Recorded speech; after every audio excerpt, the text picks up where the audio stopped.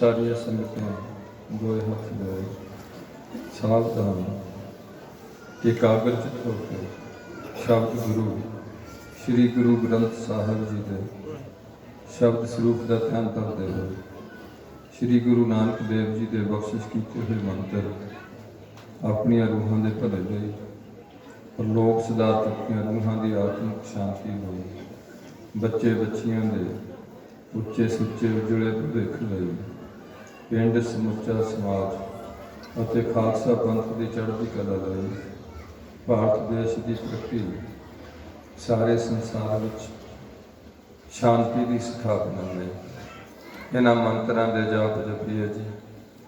ਇੱਕ ਓੰਕਾਰ ਸਤਿਨਾਮ ਕਰਤਾ ਪੁਰਖ ਨਿਰਭਉ ਨਿਰਵੈਰ ਅਕਾਲ ਮੂਰਤ ਅਜੂਨੀ ਸੈਭੰ ਗੁਰ ਪ੍ਰਸਾਦ ਵਾਹਿਗੁਰੂ ਵਾਹਿਗੁਰੂ ਵਾਹਿਗੁਰੂ ਵਾਹਿਗੁਰੂ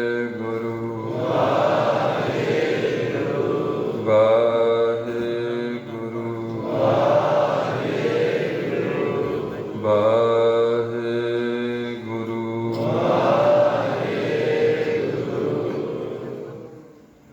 ਧੰਨ ਧੰਨ ਛਤਰ ਚਬਰ ਤਖਤ ਦੇ ਮਾਲਕ ਬਾਣੀ ਕੇ ਬੋਹਿਤ ਸਾਰੀ ਮਨੁੱਖਤਾ ਦੇ ਸਾਂਝੇ ਗਿਆਨ ਦਾਤਾ ਪਤਿਤ ਪਾਵਨ ਭਗਤ ਵਸ਼ਰ ਅੰਤਰਜਾਮੀ ਗਰੀਬ ਨਵਾਜ ਸਤਿਗੁਰੂ ਸਾਹਿਬ ਸ੍ਰੀ ਗੁਰੂ ਗ੍ਰੰਥ ਸਾਹਿਬ ਜੀ ਦੀ ਪਰਮ ਪਿੱਤਰ ਹਜ਼ੂਰੀ ਅੰਦਰ ਜੁੜ ਬੈਠੇ गुरु जी की साजी नवाजी इलाका निवासी साध संग जी,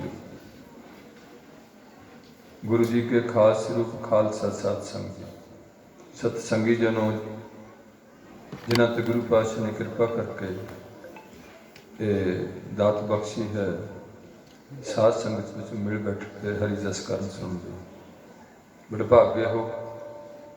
प्रबंधकी जना ने 2 दिन का समागम लिखा होया अज की रात ਤੇ ਕੱਲ ਦਾ ਦਿਨ। ਅੱਜ ਦੀ ਰਾਤ ਦੇ ਸਮਾਗਮਾਂ ਦੀ ਸੇਵਾ ਨਿਸ਼ਕਾਮ ਕੀਰਤਨੀ ਜਥੇ ਨੂੰ ਪ੍ਰਾਪਤ ਹੋਈ। ਚੰਗੀ ਸਾਊਂਡ ਲਿਆਉਣ ਦਾ ਯਤਨ ਕੀਤਾ, ਸੁੰਦਰ ਸਟੇਜ ਬਣਾਉਣ ਦਾ ਯਤਨ ਕੀਤਾ, ਮੌਸਮ ਅਨੁਸਾਰ ਪੜਦੇ ਇਲਾਕੇ ਠੰਡ ਨੂੰ ਰੋਕਣ ਦਾ ਯਤਨ ਕੀਤਾ, ਹੋਰ ਕਾਫੀ ਸਜਾਵਟ ਦੇ ਫੁੱਲ ਫਲ ਲਾਏ ਨੇ, ਬੱਤੀਆਂ ਲਾਈਆਂ ਨੇ, लंगर चलते हैं, ठंडे जल से जोड़े घर की सेवा लगी हुई है, पार्किंग बहुत अच्छी बनाई हुई है।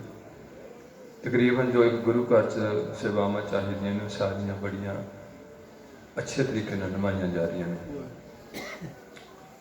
कीर्तन सिंघां वालों कीर्तन की सेवा निभाई जा रही है। उस कीर्तन नूं प्रोजेक्टर राਹੀਂ आप जी रूबरू करके अज इको प्रोजेक्टर है रूबरू करके उहदे अर्थ समझण लई किते गए। कीर्तनी सिंह जो आप जी नाल कीर्तन करता सी, काफ़ी महंगी बाणी का कीर्तन किया 10 मिनट विचों थोड़ी थोड़ी 1-2 बार गुरु नानक पातशाह की साझी की, नाल गुरमंत्रां दे जाप कराने कीते, देग वरत रही है प्रबंधकी सेना वालों। थोड़े चिर दी दास नूं आप जी की सेवा लई हुक्म होया। दास विच कोई भी विशेष गुण नहीं है, इन सारिਆਂ ਦਾ ਧਿਆਨ ਆਪਣੇ ਵੱਲ ਖਿੱਚਣਾ ਹੁੰਦਾ, पता नहीं लगता इतना भी कौन कितने है। सो जो आप जी ने सेवा बख्शी है मैं वो काबिल नहीं हूँ, उसकी बख्शिश करो। थोड़े चली आप जी की सच्ची सेवा निभाई जाए, पर सब तो पहले एक दास बेनती करता जिहदी अज अजोके समय में बहुत लोड़ है, वो है ग्रंथी सिंघां दी। पाठी कथाबाज प्रचारक कीर्तनीय ढाडी कविश्री कवि ते जथेदार साहिबान, यह है हिस्सा पंथ का बड़ा जरूरी, जिन्हां कोल बहुत जिम्मेवारी के काज ने। इन्हां विच योग्यता पूरी होनी चाहिए, संस्था लैनी होनी चाहिए, सर्टिफिकेट चाहिए। मुढ़ली विद्या भी BA तक होए कोई प्रॉब्लम नहीं, बहुत अच्छी गल है, क्योंकि विद्या भी एक चीज़ होती है। बाकी ग्रंथ पढ़ सकते हैं, बाइबल पढ़ सकते हैं, कुरान पढ़ सकते हैं, गीता पढ़ सकते हैं, अंजील पढ़ सकते हैं, रामायण पढ़ सकते हैं। ज़्यादा भाषा का इन्हों को ज्ञान होएगा तो अपने लैक्चर ला के दूसरे देश में उन्होंने सिੱਖੀ बारे समझा सकते हैं। इस करके इन्हों को संसारिक विद्या भी पूरी चाहिए, अपने प्रोफैशन में वधिया कथा का सबजैक्ट तो जीवन सिੱਖੀ के संच ढलिया होना चाहिए। इन्हों की तनख्वाह चंगी चाहिए है, इन्हों की इज्जत भी चंगी चाहिए समाज में करनी, कौम को। दूसरा हैगा वर्ग जिहड़ा साडे खालसा पंथ विच, वो है 5 प्यारे सहबान जिहड़े गुरु गोबिंद सिंह जी ने तैयार करके अगे पंथ के वाधे लिए ਜਾਂ गुरु वाले सिख खड़े करने ਲਈ ਉਹਨਾਂ ਦੀ ਜ਼ਿੰਮੇਵਾਰੀ ਸੌਂਪੀ है। 5 ਪਿਆਰਿਆਂ ਦੇ ਨਾਲ ਨਾਲ ਨਿਹੰਗ ਸਿੰਘ ਜਥੇਬੰਦੀਆਂ ਦੇ ਜਥੇਦਾਰ ਸਾਹਿਬਾਨ ਨੇ, ਜਿਨ੍ਹਾਂ ਨੂੰ ਗੁਰੂ की ਲਾਡਲੀ फौज करके जाना जाता है। इस दे नाल नाल समाज ਵਿੱਚ कुछ ऐसे अंसर ने ਜਿਹੜੇ संगत वालों उन्होंने सत्कार दिता जाता, बाबा जी का, संत जी, महापुरख जी, हजूर महाराज जी, ਜਾਂ ब्रह्म ਗਿਆਨੀ जी, ਜਾਂ कोई शहीद तो एक खास चीज़ होंगी है, वो संगत नहीं दिंदी, उसकी शहादत ही दसदी कि वह शहीद है। पंथ का सत्कार करता। ये कुछ दर्जे ने जिहड़े 1-2 दर्जे होर ने जिहड़े अकाल तख्त के जथेदार वालों दिते जाते हैं। पहला है पंथ रतन, होर भी दर्जा कोई दिता जा सकता, पता नहीं बादल साहब को फकरे कौम दर्जा दिता होया शायद है, वो दर्जा मतलब नहीं जिहड़ा हैगा पंथ रतन। ये साडे भाई, असीं सारे भाई साहब का खिताब साडे कोल मैनूं जापदा भी पंथ नहीं दिंदा, जे पंथ दे ते सारिआं नूं भाई साहब का खिताब है जिन्हां ने चंगा काम किया। तो बाकी वो असी क्योंकि पिछे भाई गुरदास जी, भाई कान सिंह नाभा, भाई बाला जी, भाई वरदाना जी, भाई सालो, भाई मंझ जी, सारे सिख भाई करके जाने गए सन। इस करके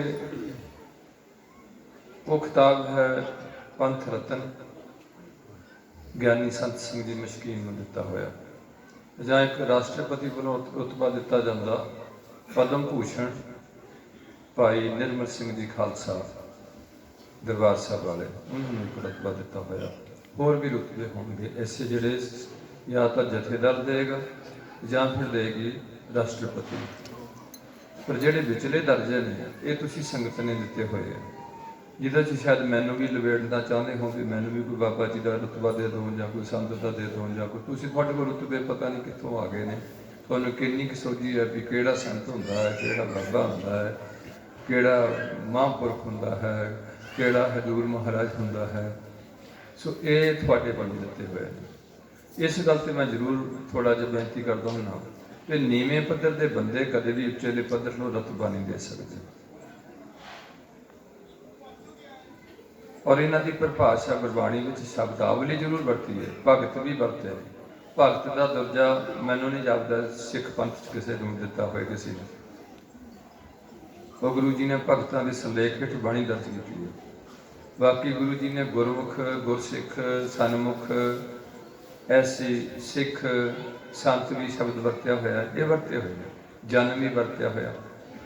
मेरा कहने तो भाव ये जिहड़ा दूसरा हिस्सा इन्हां कोल विद्या चाहे ना होए पर यह काफ़ी रोशन होने चाहिए ने, और ये हिस्सा ते पहला हिस्सा दोहां हिस्सों का एको ही जिम्मेवारी बनती है कि कौम विच पहला सिੱਖੀ का प्रचार ते प्रसार खंडे की बाटे की पौल ना करना, ना कि अपने चेले बना के अपने पैरों से मत्थे टिकाने तो उन्होंने कोई अपना घट मंत्र दे के उन्होंने उहदे च बल देना तो मुड़ के उन्होंने पाबंदी कर देनी भी जे तू मुड़ के किते उधर गया तो तेरा पार तारा नहीं होना, उन्होंने डरा देना समझते। ਹੁਣ ਇਹ ਆਪ ਜੀ ਨਾਲ ਵਿਚਾਰ ਤਾਂ ਸਾਂਝੀ ਕੀਤੀ ਜਾ ਰਹੀ ਹੈ कि दास विच ना पहली कैटेगरी च कोई मेरी कोई योग्यता है, ना दूसरी विच, ना मैं कोई संत महात्मा है, ना मैं कोई ग्रंथी कीर्तनीय हाँ, ना कथावाचक है। उन्होंने काफ़ी मेहनत करनी पैंदी। ये मेरी सोच है कि कथावाचक ते जिहड़ा हैगा प्रचारक ते जिहड़े हैगे इतिहासिक पक्ष तो लोकां विच साखियां सुनाउण वाले, वो सारा ही एक कंसैप्ट विच बन दिता जाना चाहिए। ਉਹੀ ਸਾਖੀਆਂ ਸਾਰਿਆਂ ਲੋਕਾਂ ਦੇ ਰੂਬਰੂ ਕਰਨੀਆਂ ਚਾਹੀਦੀਆਂ। ਜਿਹੜੀ ਕਿੰਤੂ ਪ੍ਰੰਤੂ ਵਾਲੀ ਗੱਲ ਹੈ ਉਹ ਪੰਥ ਆਪਣੇ ਤੌਰ ਤੇ ਬਹਿ ਕੇ ਉਹਨਾਂ ਨੂੰ ਨਜਿੱਠ ਲੈ, ਤਾਂ ਕਿ ਸਾਡੀ ਪੰਥ ਦੀ ਕੋਈ ਐਸੀ ਗੱਲ ਬਾਹਰ ਜਾਂਦੀ ਹੈ ਜਿਹਦੇ ਕਰਕੇ ਲੋਕ ਸਾਨੂੰ ਉਂਗਲੀਆਂ ਕਰਦੇ ਨੇ, ਉਹ ਤੋਂ ਅਸੀਂ ਸੁਚੇਤ ਹੋਈਏ। ਪਰ ਇਹ ਗੱਲ ਤੁਸੀਂ ਸਾਰਿਆਂ ਨੇ ਰਲ ਕੇ ਕਰਨੀ ਹੈ। ਪੰਥ ਦਾ ਇਸ ਟਾਈਮ ਜਿਹੜਾ ਬਹੁਤ ਹਿੱਸਾ ਸੀ ਉਹ ਵੋਟਾਂ ਵਿੱਚ ਝੋਕ ਦਿੱਤਾ ਗਿਆ ਤੇ ਉਹਦੇ ਕਰਕੇ ਲੋਕਾਂ ਵਿੱਚ ਉਹ ਧਰਮ ਦੀ ਆਸਥਾ ਵੀ ਕਮਜ਼ੋਰ ਹੋ ਗਈ। ਸਭ ਤੋਂ ਜ਼ਿਆਦਾ ਨੁਕਸਾਨ ਜੇ ਹਿੰਦੂ ਧਰਮ ਦਾ ਕੀਤਾ, ਮੈਂ ਕਹਿੰਦਾ ਜੇ ਸਿੱਖ ਧਰਮ ਦਾ ਕੀਤਾ, ਇਹਨਾਂ ਵੋਟਾਂ ਨੇ ਕਰ ਦਿੱਤਾ। ਬਾਕੀ ਸਾਡੀ ਮੂਰਖਮਤੀ ਹੈ, ਉਹ ਸਾਡੀ ਇੱਕ ਮੂਰਖਮਤੀ ਹੈ। ਅਗਲੀ ਬੇਨਤੀ ਹੈ ਕਿ ਦਾਸ ਨੂੰ ਥੋੜਾ ਚਿਰ ਸੀਸ ਬਖਸ਼ੋ, ਤੁਹਾਡੀ ਸੀਸ ਬੜੀ ਬਰਕਤ ਹੈ, ਤੁਸੀਂ ਗੁਰੂ ਦਾ ਰੂਪ ਹੋ, ਤੁਸੀਂ ਲੋਕਾਂ ਨੂੰ ਸੰਤ ਬਣਾ ਸਕਦੇ ਹੋ, ਬ੍ਰਹਮ ਗਿਆਨੀ ਬਣਾ ਸਕਦੇ ਹੋ। मेरे सिर ते मेहर भरिया हथ रखो, मैंने ये कुछ ना बनाओ, असीस दिओ कि तुसी थोड़ी देर सेवा निभाओ। तो वो आप जी की असीस, आप जी का मेहर भरिया हथ दास के सिर वाल सीस थोड़ा गुरु जी को झुकाए ते रसना करिए पवित्र ते गज के बुलाइए जी। वाहेगुरु जी का खालसा, वाहेगुरु जी की फतेह। ये आप जी की सहमति है कि तुसी थोड़ी देर तक अपने विचार जिदा दे है रख सकते हैं गुरमत के अनुकूल, गुरमत के दायरे विच। सो पहली बेनती है कि सिख च ये गल की घाट हो गई है कि सिख किनू कहते हैं, सिखां दा गुरु कौन है, सिखां दी रहत मर्यादा की है। ये पहली पॉइंट है जिहदे तो खारी गल चल रही सी। ये गल बड़ी ढिली पै गई, कमज़ोर हो गई। जदों ये गल कमज़ोर हो गई, सिख मड़ियां ते भी जान लग पे, कबरां ते भी जान लग पे, डेरियां ते भी जान लग पे। जिद्दां दा मर्जी बंदा होए, दो बंदियां ने कहता भी मैं उत्थे ठीक हो गया तो सारे लोग उत्थे इकट्ठे होकर तुर पैंदे ने।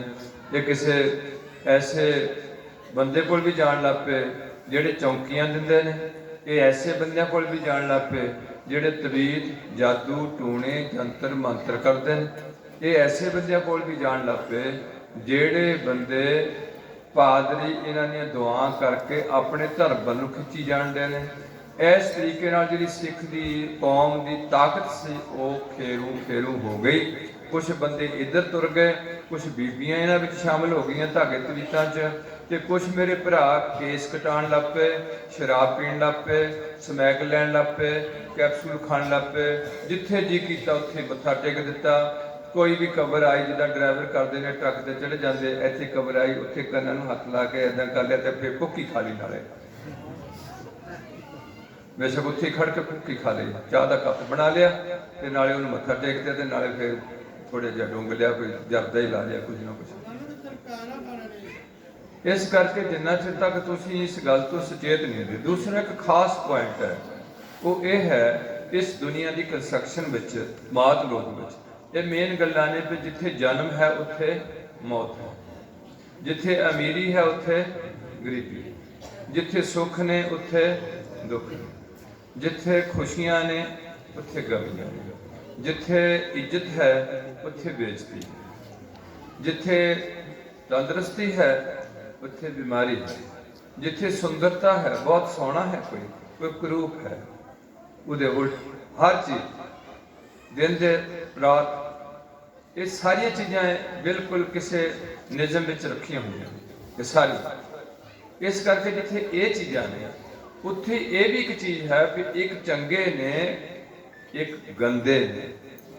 चंगियां नूं गुरु पातशाह ने गुरमुख का दर्जा दिता तो उन्होंने एक खास निजम च बना दिता। जिहड़े गंदे ने उन्होंने गुरु पातशाह ने मनमुख का दर्जा दिता तो वो अपनी मर्जी नाल जीवन जीना शुरू कर दिता। हुण वो हर कौम विच कुछ कौमां ने उस चीज़ नूं बड़ी सख्ती कर दी भी जिहड़ा भी बंदा कौम के म्यार नूं थल्ले सुट्टदा वो बंदे दा रोटी पानी बंद कर दो, वो जिथे मर्जी जाए जिथे मर्जी ना जाए। ये सिख पंथ विच भी की करन दा यतन किया गया, सिख रहत मर्यादा विच। हुण ये जिहड़ियां गल्लां सन ਇਹ ਤੁਹਾਡੇ ਨਾਲ ਸਾਂਝੀਆਂ ਕਰਨੀਆਂ ਸੀ। ਇਸ ਵਰਗ ਨੇ, ਗ੍ਰੰਥੀਆਂ ਨੇ ਹਰ ਪਿੰਡ ਵਿੱਚ ਆਪਣਾ ਸਿਸਟਮ ਬਣਾ ਕੇ ਰੱਖਣਾ ਸੀ ਵੀ ਪਿੰਡ ਦਾ ਕੋਈ ਵੀ ਬੰਦਾ ਕਿਸੇ ਗੈਰ ਬਾਬੇ ਕੋਲ ਨਾ ਜਾਏ, ਪਾਦਰੀ ਕੋਲ ਨਾ ਜਾਏ, ਮੜੇ ਤੇ ਨਾ ਜਾਏ, ਜਠੇਰੇ ਤੇ ਨਾ ਜਾਏ, ਜਿਹੜੇ ਬਾਕੀ ਬਾਬੇ ਰੋਡੇ ਦੇ ਨਾ ਜਾਏ ਜਿੱਥੇ ਸ਼ਰਾਬ ਚੜ੍ਹਦੀ ਹੈ, ਜਾਂ ਸ਼ੇਖ ਤੇ ਨਾ ਜਾਏ, ਜਾਂ ਉੱਥੇ ਜਿੱਥੇ ਚੌਂਕੀਆਂ ਚੜ੍ਹਦੀਆਂ ਨੇ, ਜਿੱਥੇ ਸਿਰ ਮਾਰਦੇ ਨੇ, ਉੱਥੇ ਨਾ ਜਾਏ। ਇਹ ਉਹਦੀ ਜ਼ਿੰਮੇਵਾਰੀ ਸੀ। ਹੁਣ ਤੁਸੀਂ ਜਦੋਂ ਗ੍ਰੰਥੀ ਨੂੰ ਦਿੱਤਾ ਕੱਖ ਨਹੀਂ, ਉਹਦੀ ਕੋਈ ਯੋਗਤਾ ਨਹੀਂ ਦੇਖੀ, ਉਹਦਾ ਮਿਆਰ ਕੋਈ ਨਹੀਂ ਰੱਖਿਆ, ਉਹਨੂੰ ਕੋਈ ਚੰਗੀ ਕਮੋਡੇਸ਼ਨ ਨਹੀਂ ਦਿੱਤੀ, ਤੇ ਹੁਣ ਤੁਹਾਡਾ ਕੋਈ ਵੀ ਮੁੰਡਾ ਗ੍ਰੰਥੀ ਬਣਨ ਨੂੰ ਵੀ ਤਿਆਰ ਨਹੀਂ ਹੈ, ਬਾਹਰ ਜਾਣ ਨੂੰ ਤਿਆਰ ਹੈ, ਸਿੰਗਰ ਬਣਨ ਨੂੰ ਤਿਆਰ ਹੈ। ਸਿੰਗਰ 1.5 ਲੱਖ ਰੁਪਈਆ ਲੈ ਲੇਗਾ 1.5 ਘੰਟੇ ਦਾ, ਤੇ ਗ੍ਰੰਥੀ ਦੇ ਜਿਹੜਾ ਉਹਦੀ ਬਿਲਕੁਲ ਉਹਦਾ ਕੋਈ ਸੋਚਿਆ ਨਹੀਂ ਉਹਦੇ ਬਾਰੇ ਵੀ ਇਹ ਕਿੰਨਾ ਵਧੀਆ ਪੋਸਟ ਹੈ। ਇਸ ਕਰਕੇ ਤੁਹਾਡੇ ਪਿੰਡਾਂ ਦੀ ਹਾਲਤ ਰਾਜਨੀਤਿਕ ਤੌਰ ਤੇ ਪਾਟ ਗਏ, ਧਰਮ ਦੇ ਨਾਂ ਤੇ ਪਾਟ ਗਏ। ਕਿਸੇ ਦਾ ਗੁਰੂ ਕੋਈ, ਕਿਸੇ ਦਾ ਗੁਰੂ ਕੋਈ, ਤੇ ਕੋਈ ਅਕਾਲੀ ਪਾਰਟੀ, ਕੋਈ ਕਾਂਗਰਸੀ, ਕੋਈ ਆਮ ਪਾਰਟੀ, ਕੋਈ ਬੀਜੇਪੀ। ਇਹ ਤੁਹਾਡੇ ਵਿੱਚ ਕਮਜ਼ੋਰੀ ਆ ਗਈ। ਪਾਰਟੀਆਂ ਜ਼ਰੂਰ ਚਾਹੀਦੀਆਂ, ਪਰ ਤੁਹਾਡੀ ਪੈਂਠ ਪਾਟਣੀ ਨਹੀਂ ਚਾਹੀਦੀ। ਤੁਹਾਨੂੰ ਏਕਤਾ ਕਦੇ ਵੀ ਛੱਡਣੀ ਨਹੀਂ ਚਾਹੀਦੀ। ਉਹ ਏਕਤਾ ਕਿਵੇਂ ਰਹਿਣੀ ਸੀ? ਤੁਹਾਡਾ ਗੁਰੂ ਇੱਕ ਸੀ। ਉਹ ਗੁਰੂ ਕੌਣ ਸੀ? ਉਹ ਸੀ ਸ੍ਰੀ ਗੁਰੂ। ਉਹ ਕਿਨੂੰ ਉਹਨੂੰ ਕਿਵੇਂ ਗੁਰੂ ਬਣਾਉਣਾ ਸੀ? ਇਹ ਇੱਕ ਖਾਸ ਗੱਲ ਸੀ। ਹੁਣ ਜਿਹਨੂੰ ਅੰਦਰ ਸ਼ੌਕ ਆ ਵੀ ਮੈਂ ਗੁਰੂ ਬਣਾ ਲੋਕਾਂ ਦਾ, ਇੱਥੇ ਸਭ ਤੋਂ ਵਧੀਆ, ਭਾਰਤ ਵਿੱਚ ਸਭ ਤੋਂ ਵਧੀਆ ਕੰਮ ਕੀ ਹੈ? ਕੋਈ ਐਜੂਕੇਸ਼ਨ ਦੀ ਲੋੜ ਨਹੀਂ, ਪੜ੍ਹਾਈ ਦੀ ਲੋੜ ਨਹੀਂ ਹੈ। 4 ਸੁਰਾਂ ਸਿੱਖ ਲਓ, ਥੋੜੇ ਚਿਮਟੇ ਵਾਲੇ 2-4 600 ਰੁਪਈਆ ਘੰਟੇ ਦੇ ਲਾ ਲਓ। 600 ਰੁਪਈਆ ਇੱਕ ਚਿਮਟੇ ਵਾਲੇ ਨੂੰ ਦੇ ਦਿੱਤਾ, 4 ਚਿਮਟੇ ਵਾਲੇ ਬਿਠਾ ਲਏ, 2400 ਰੁਪਈਆ ਉਹਨਾਂ ਦਾ ਕਰ ਲਿਆ। ਤੇ ਜੇ ਨਾ ਵੀ 600 ਦੇ ਤੇ ਉਹਦੇ ਉਹਨਾਂ ਨੂੰ ਬਦਾਮਾਂ ਦੀਆਂ ਗੱਡੀਆਂ ਤੇ ਮਿਸਰੀ ਮੁਸਰੀ ਤੇ ਵਾਧੂ ਤੇ ਚੰਗੇ ਉਹਨੀ ਚੰਗੇ ਸੋਫਿਆਂ ਤੇ ਬਹਿ ਕੇ ਵਧੀਆ ਖਾਣਾ ਖਾਣਾ, ਤੇ ਲੋਕਾਂ ਨੇ ਉਹਨਾਂ ਦੇ ਹੱਥ ਜੋੜਨੇ ਬਾਬਾ ਜੀ ਕੇ। ਤੇ ਜਦੋਂ ਇਸ ਤਰੀਕੇ ਦਾ ਸਿਸਟਮ ਤੁਰ ਗਿਆ, ਤੁਸੀਂ ਉਹਨੂੰ ਸੰਤ ਕਹਿਣ ਲੱਗ ਪਏ। ਸੰਤ ਬਾਬਾ ਫਲਾਨਾ ਸਿੰਘ ਜੀ, ਸੰਤ ਬਾਬਾ ਰਣਜੀਤ ਸਿੰਘ ਜੀ, ਕੁਛ ਵੀ ਕਿਸੇ ਨੂੰ ਨੋਮੀਨੇਟ ਕਰੋ, ਮੈਂ ਵਿਸ਼ੇਸ਼ ਤੌਰ ਤੇ ਕਿਸੇ ਦਾ ਨਾਂ ਨਹੀਂ ਲੈਣਾ ਚਾਹੁੰਦਾ। ਉਹ ਬੰਦਾ ਫਿਰ ਆਕੜ ਗਿਆ ਵੀ ਇੰਨੇ ਬੰਦੇ ਮੈਨੂੰ ਸੰਤ ਕਹਿੰਦੇ, ਹੁਣ ਤਾਂ ਮੈਂ ਜਦੋਂ ਮਰਜ਼ੀ ਕਰਾਂ, ਚਾਹੇ ਮੈਂ ਕਾਂਗਰਸ ਦੀ ਝੋਲੀ 'ਚ ਪੈ ਜਾਵਾਂ, ਚਾਹੇ ਮੈਂ ਅਕਾਲੀਆਂ ਦੀ ਝੋਲੀ 'ਚ ਪੈ ਜਾਵਾਂ, ਬੰਦੇ ਤਾਂ ਮੇਰੇ ਨੇ, ਮੈਂ ਇਹਨਾਂ ਵਿੱਚ ਜਿੱਧਰ ਭੇਜੂਗਾ ਉੱਧਰ ਚਲੇ ਜਾਣਗੇ। ਇਸ ਕਰਕੇ ਜਿਹੜਾ ਤੁਹਾਡਾ ਸਮਾਜਿਕ ਢਾਂਚਾ ਸੀ ਉਹ ਸਾਰਾ ਕੀ ਹੋ ਗਿਆ? ਖਰਾਬ ਹੋ ਗਿਆ। ਕੁੜੀਆਂ ਤੁਸੀਂ ਸਿੱਖਾਂ ਨੇ ਸਿੱਖਾਂ ਨੂੰ ਦੇਣੀਆਂ। ਜਿੱਥੇ ਸਿੱਖਾਂ ਦੇ ਮੁੰਡੇ ਗਲਤ ਹੋ ਗਏ, ਕੇਸ ਕਟਾਉਣ ਲੱਗ ਪਏ, ਉੱਥੇ ਸਿੱਖਾਂ ਦੀਆਂ ਕੁੜੀਆਂ ਕੇਸਾਂ ਨੂੰ ਸਿੱਧੀਆਂ ਕਰਾਉਣ ਲੱਗ ਪਈਆਂ ਤੇ ਪਰਵੱਟੇ ਕਟਾਉਣ ਲੱਗ ਪਈਆਂ। ਇਹ ਵੀ ਗੱਲ ਗਲਤ ਹੋ ਗਈ। ਜਿੱਥੇ ਸਿੱਖਾਂ ਦੀ ਰਹਿਤ ਮਰਿਆਦਾ ਸੀ ਉਹ ਕਿਸੇ ਨੂੰ ਦੱਸੀ ਨਹੀਂ ਗਈ, ਜਿਹੜੀ ਪੰਥ ਨੇ ਤਿਆਰ ਕੀਤੀ ਸੀ 1935 ਤੋਂ। ਬੁੱਢਾ ਦਲ ਦੀ ਰਹਿਤ ਮਰਿਆਦਾ ਥੋੜੀ ਹੋਰ ਸੀ। ਚਲੋ ਉਹਦੇ ਚੋਂ ਅਸੀਂ ਕਾਮਨ ਕੁਝ ਗੱਲਾਂ ਕੱਢ ਲੈਣੀਆਂ ਸੀ ਜਿਹੜੀਆਂ ਆਮ ਲੋਕ ਨੂੰ ਧਾਰਨ ਕਰ ਸਕਦੇ।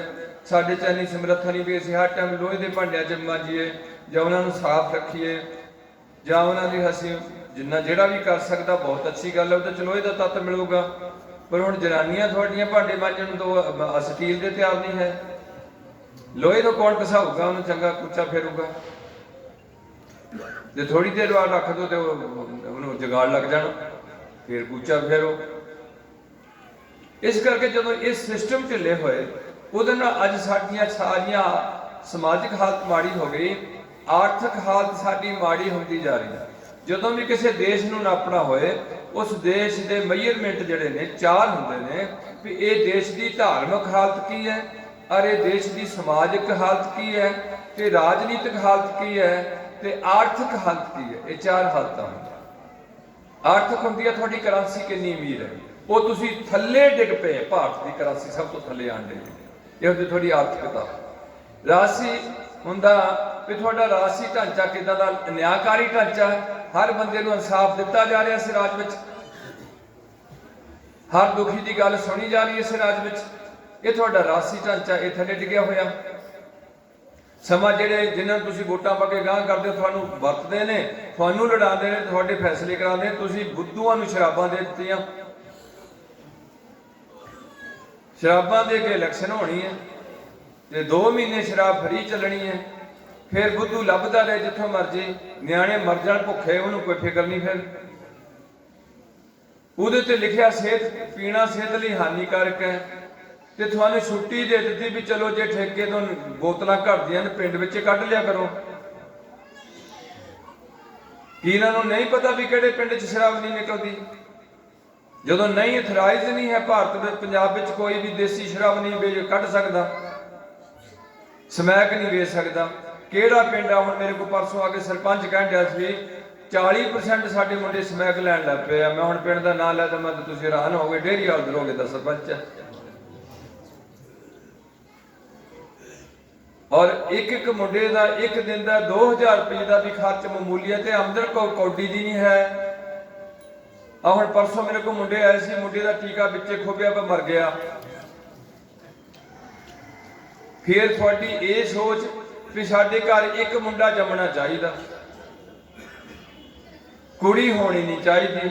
ਜੇ ਕੁੜੀ ਜੰਮੇ ਤਾਂ ਸੱਸ ਵੀ ਰੋਂਦੀ ਹੈ ਤੇ ਵਿਚਾਰੀ ਘਰ ਦੀ ਨਾ ਤਾਂ ਰੋਣਾ, ਉਹਨਾਂ ਤਾਂ ਵਿਚਾਰੀ ਨੂੰ ਪਾਲਿਆ, ਉਹਨੂੰ ਤਾਂ ਰੋਣ ਨੂੰ ਮਜਬੂਰ ਹੀ ਕੀਤਾ ਗਿਆ ਕਿਉਂਕਿ ਸਮਾਜ ਵਿੱਚ ਉਹਦੀ ਕਦਰ ਘਟਾ ਦਿੱਤੀ ਗਈ ਹੈ।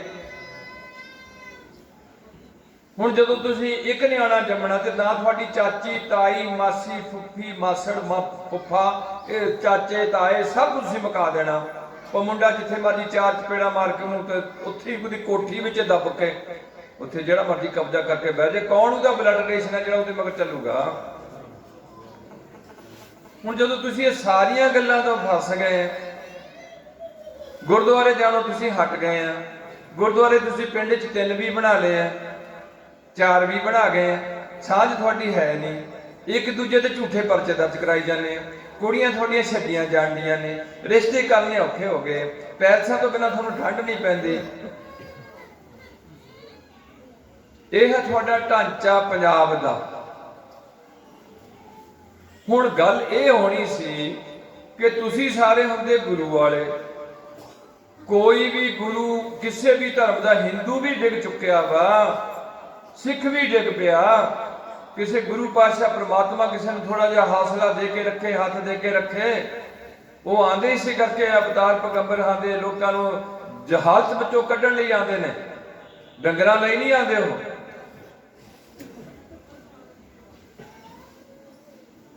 ਇਸ ਕਰਕੇ ਇਹ ਜਥੇ ਵੱਲੋਂ ਲੰਮੇ ਚਿਰ ਤੋਂ ਤੁਹਾਡੇ ਚਰਨਾਂ 'ਚ ਕੁਝ ਬੇਨਤੀਆਂ ਕੀਤੀਆਂ ਜਾਂਦੀਆਂ ਨੇ। ਇਹ ਠੀਕ ਹੈ ਵੀ ਇਹ ਤੁਹਾਡੇ ਕੋਲ ਪੈਸਾ ਨਹੀਂ ਮੰਗਦੇ ਵੀ ਸਾਡਾ ਕਰਕੇ ਆਣਾ, ਵੀ 31,000 ਰੁਪਇਆ ਘੰਟੇ ਦਾ ਦਓਗੇ ਤੇ ਆਵਾਂਗੇ, ਜਾਂ ਫਿਰ ਬੱਸਾਂ ਦਾ ਤੇਲ ਦਓਗੇ। ਵਿਚਾਰੇ ਆਪਣੇ ਕਿਰਤ ਕਰਦੇ ਨੇ, ਰਾਤ ਨੂੰ 20-30 ਰੁਪਏ। ਇਹਨੇ ਸੋਚ ਲਿਆ ਹੋਣਾ ਚਲੋ ਤੇਲ ਦਾ ਜੇ ਮਹਿੰਗਾ ਹੋ ਗਿਆ ਤੇ 30 ਰੁਪਏ ਵੀ ਜੇ ਸਵਾਰੀ ਦੇ ਇਹਨਾਂ ਨੂੰ ਪੈ ਗਏ ਸਿੱਖ ਵਾਲਿਆਂ ਨੂੰ, ਤੇ 30 ਰੁਪਏ ਵਿੱਚੋਂ ਵੀ ਤੇ 35-40 ਦਾ ਲੰਗਰ ਪਾਣੀ ਛਕਾਂਗੇ, ਨਾਲੇ ਬੱਤੀ ਸਮਾਉਣ ਸੁਣਾਂਗੇ, ਥੋੜਾ ਚਿਰ ਗੁਰੂ ਵੀ ਹੋ ਜਾਊਗਾ। ਤੇ ਬਸ ਜਾਂਦੇ ਨਾਮ ਜਪ ਲਵਾਂਗੇ, ਆਂਦੇ ਨਾਮ ਜਪ ਲਵਾਂਗੇ। ਚਲੋ ਕਿਰਤੀ ਬੰਦਾ ਇੱਕ ਦਿਨ ਦੇ 2.5-3 ਘੰਟੇ ਇਸ ਗੱਲ 'ਚ ਲੰਘ ਜਾਣਗੇ। ਚਲੋ ਨਾਲੇ ਵਧੀਆ ਇਹ ਜਿੱਥਾਂ ਤੇ ਜਾਈਦਾ ਉੱਥੋਂ ਕੋਈ ਖੀਰ ਬਣਾ ਦਿੰਦਾ, ਕਈ ਜਲੇਬੀਆਂ ਹੀ ਪਾ ਦਿੰਦਾ, ਜਿਹੜਾ ਤੜਫਦੇ ਰਹਿੰਦੇ ਨੇ।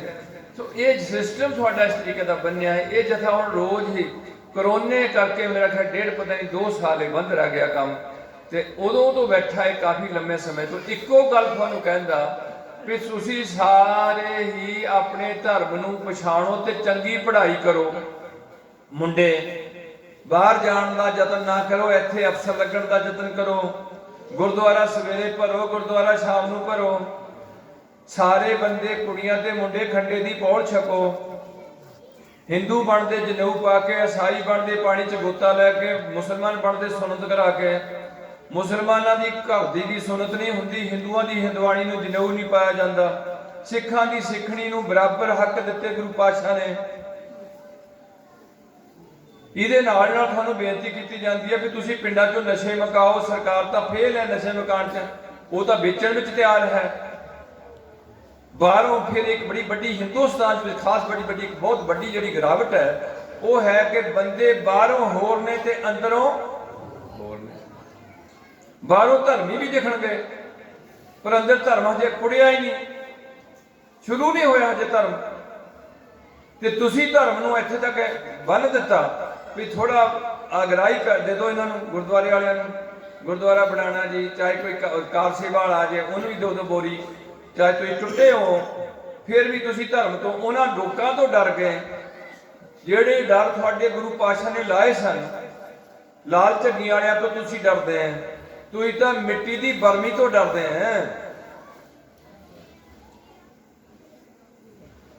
तुसी तो उवें किसी ना मखौल नाल तुहाडी इत्थे चौंक विच बोकर सुट्टी होए जान कही ते तुसी उहदे भी साइड करके लंघ जाओगे भी ये तो काम खराब हो जाना अज। थोड़ी मानसिकता इन्नी देख चुकी है, जिहड़ी थोड़ी चुकी सी गुरु पातशाह ने थानू हर गुलामी चो उपर उठाया सी, वहमां भरमां तो पखंडा तो उपर चुक के थानू अपना बख्शिश करके अपना रूप दिता। थानू ये कह दिता कि रहनी रहे सोई सिख मेरा, ओ साहब मैं उसका चेहरा बनूंगा। केड़ा पैगंबर अज तक दुनिया का आया जिन्हें लोग अपने शिष्यां नूं ये गल कही होए भी तू मेरा अफसर होएगा तो मैं तेरा नौकर होऊंगा। बाकी रही गल आ कि केड़ा तुहाडे पंजाब विच बाबा है जां भारत विच, मैं दूजिया हिंदुआं नूं नहीं छेड़दा, उन्हां दे गुरु बथेरे हो सकदे, साडा उन्हां नाल कोई लिंक नहीं है, साडे वास्ते सत्कारयोग ने। तुसीं दसो कि गुरु गोबिंद सिंह तो बाद केड़ा तुहाडा बाबा जम्मिया ਜਿਹੜੇ ਬਾਬੇ ਨਾ ਆਪਣੇ ਹੁੰਦਿਆਂ ਹੀ शरीर छड्डण तो एक दिन पहला एक बंदे नूं सारी संगत विचों चुनिया ते आप भुंजे उतर गया, उहनूं मंजी ते बिठा दिता ते उहदे पैरां ते सिर रख दिता ते तुहानूं कह दिता भी अज तो मेरी जोत इहदे विच आ गई, मैं हुण शरीर रोक कर जाना। मत्था टेक के प्रकरमा कर दित्तियां होंदियां। इसे तरीके नाल प्रकरमा गुरु गोबिंद सिंह ने श्री गुरु ग्रंथ साहिब दीआं कीतियां, मत्था टेकिया, थानू कहा कि सब सिखन को हुक्म है गुरु मानियो ग्रंथ। हुण जदों अंधे दे बंदे दे अंदर सोच हुंदी कि मैं गुरु बन जावां ते तुसीं तुहाडे वर्गे श्रद्धालु बंदे चाहिए हैं, ते जेड़ा भी बंदा तुसीं अद्धा गुरु बनाया वो बंदे नाल ज़्यादा तुहाडे ते सख्ती करन दा यतन नहीं कीता। सख्ती की सी उन्होंने ने थानू कहा भी क्या सिर्फ नामधारियां में थोड़ा है, वो केस नहीं कट्टण दिंदे पर किरपान नहीं पाउंदे ते गुरु ग्रंथ साहिब नूं गुरु नहीं कहंदे। नाम कोई भी बंदा दे सकदा जां किदां दिंदे ने मैनूं नहीं पता, माड़ा पा दिंदे उन्हां दी गल अच्छे ने लोग, मैं उन्हां नूं माड़ा नहीं कहंदा, पर वो गुरु एक बंदे नूं मनदे ने।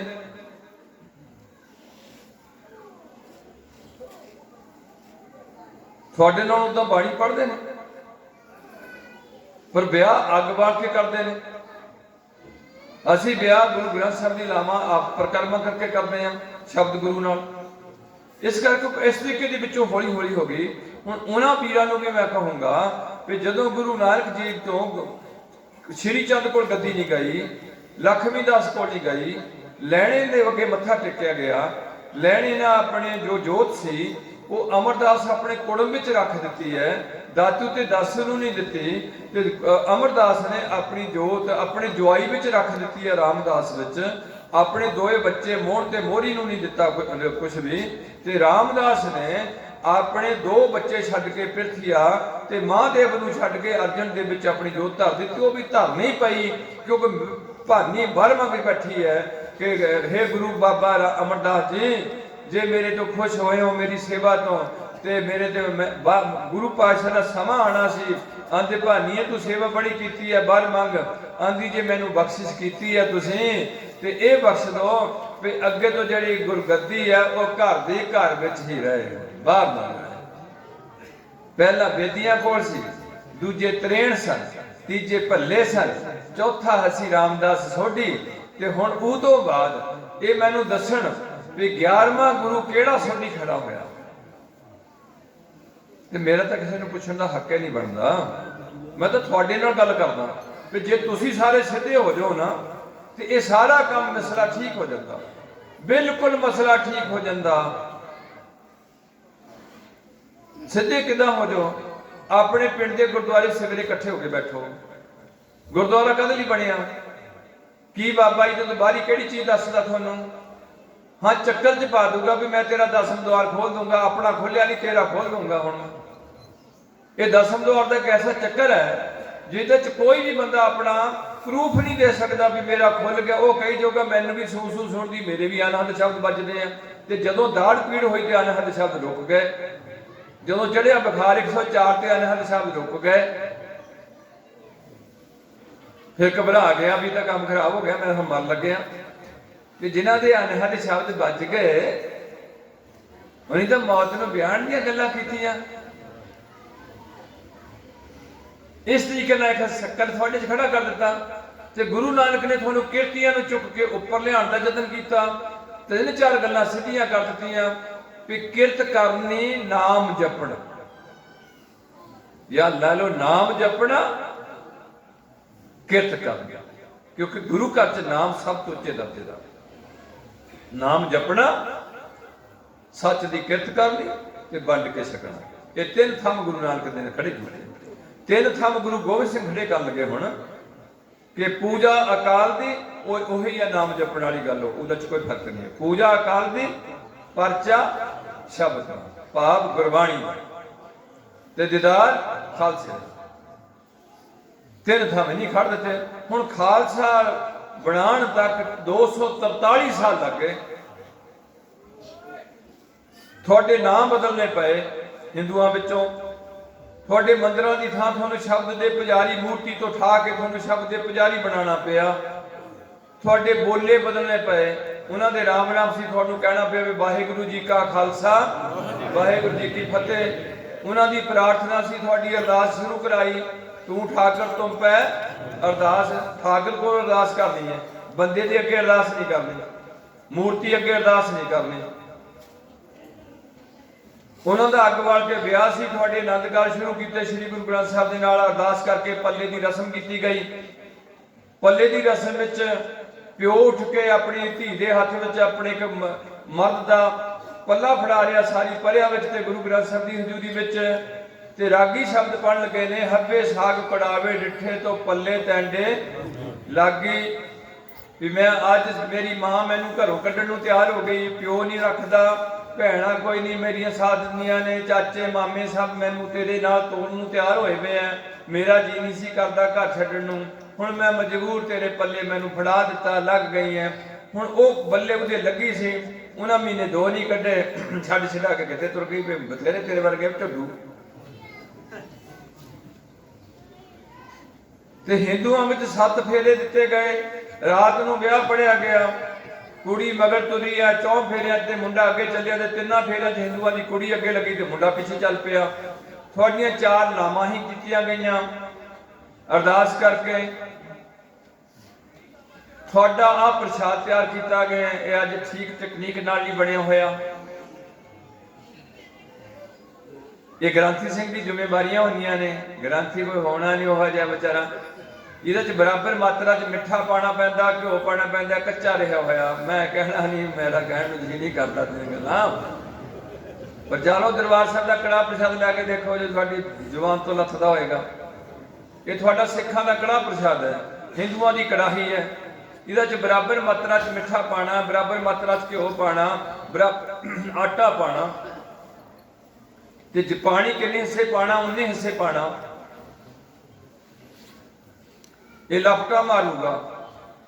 ਵਿਆਹ ਦੇ ਟਾਈਮ ਵੀ ਕੜਾਹ ਪ੍ਰਸ਼ਾਦ ਬਣਨਾ, ਤੇ ਮੌਤ ਦੇ ਟਾਈਮ ਵੀ ਕੜਾਹ ਪ੍ਰਸ਼ਾਦ ਬਣਨਾ, ਤੇ ਜਨਮ ਦੇ ਟਾਈਮ ਵੀ ਕੜਾਹ ਪ੍ਰਸ਼ਾਦ ਬਣਨਾ। ਜੇ ਨਹੀਂ ਰੱਖਣੀ ਤਾਂ ਵੀ ਕੀ ਬਣਨਾ? ਹਰ ਕੰਮ ਕੜਾਹ ਪ੍ਰਸ਼ਾਦ ਨਾਲ ਸ਼ੁਰੂ ਕਰਨਾ।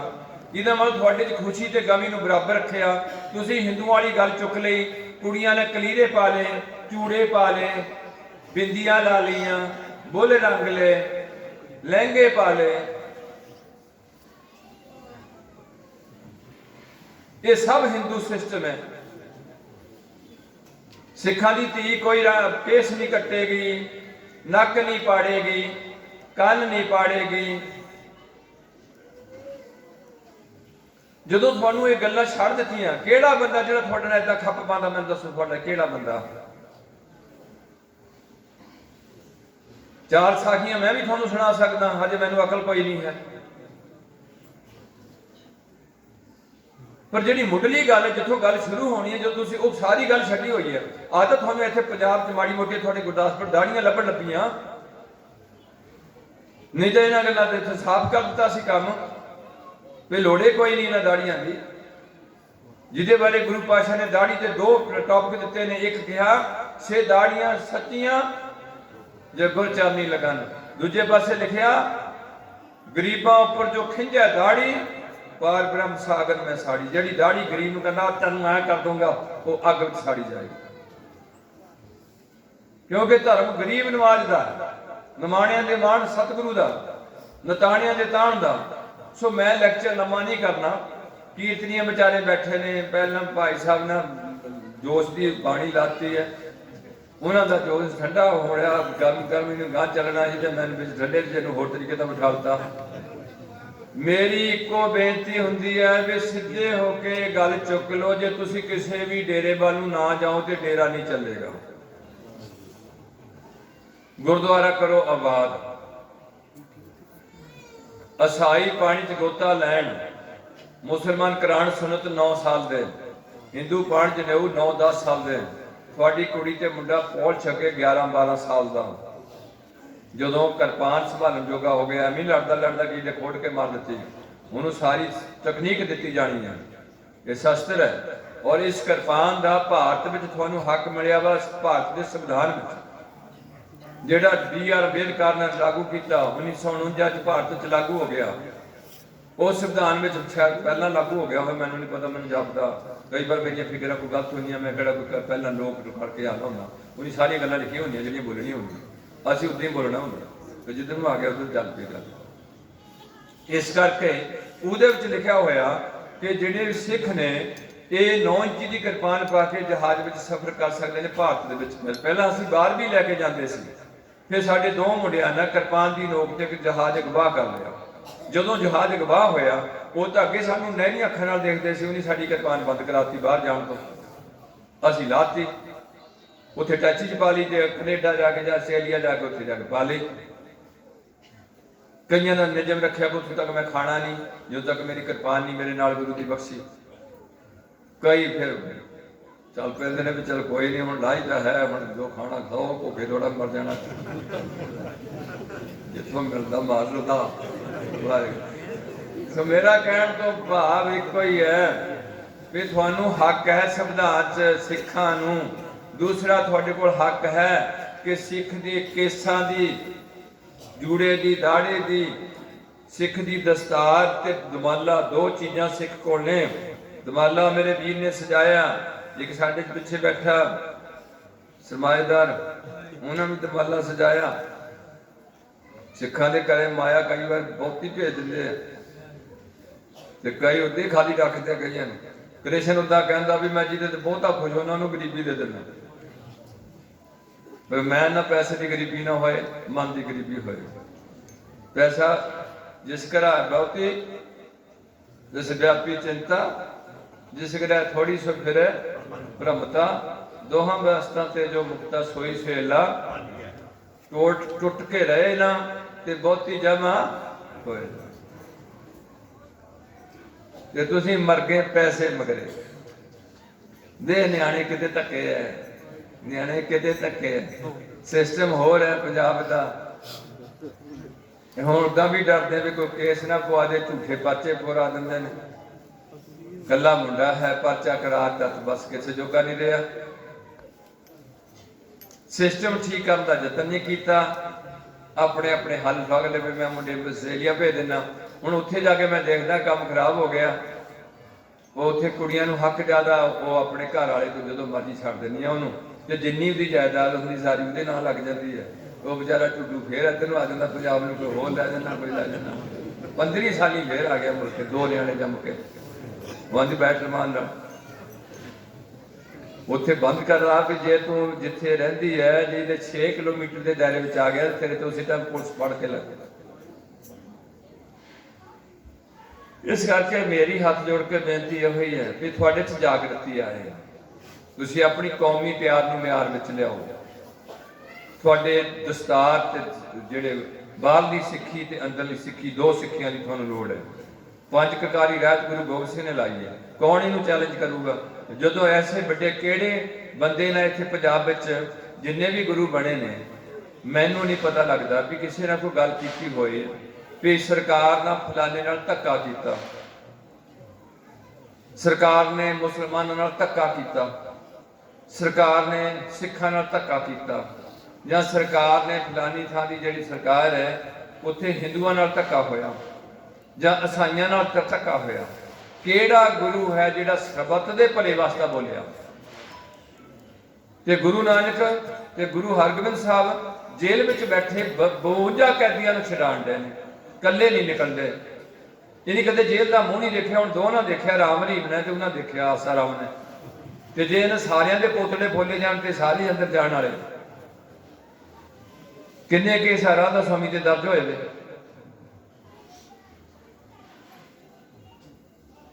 ਬਿਲੀਅਨ ਦੀ ਪ੍ਰਾਪਰਟੀ ਬਣਾ ਕੇ ਬੈਠਾ ਤੁਹਾਡੇ ਸਿਰ